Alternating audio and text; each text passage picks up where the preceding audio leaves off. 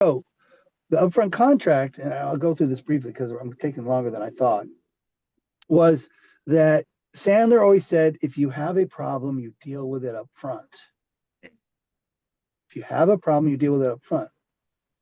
That's how he invented the submarine, right? He said, well, the problem is they don't have any pain. The problem is they don't have the budget. The problem is they can't make a decision. I'm dealing with that up front before I even think about proposing a solution or giving them a design or a proposal or a quote or anything like that.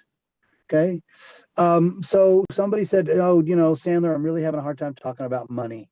My parents told me it's rude to talk about money, and and the prospects don't like to talk about money, and it's a real problem for me. What do I do? And Sandler said, what did Sandler say? Make it part of your upfront contract. Well, there was no such thing as an upfront contract back then. Well, deal with it up front. Deal with it up front. That's right. Back in the day, the original submarine was the first step was pain. The first step was interest. That didn't last very long. The first step was interest. The second step was money. The third step was decision.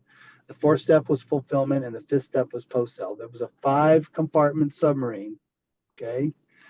But people would come to them and say, I can't talk about money. So Sandler said, you deal with it up front. So they go, sure. How do I do that?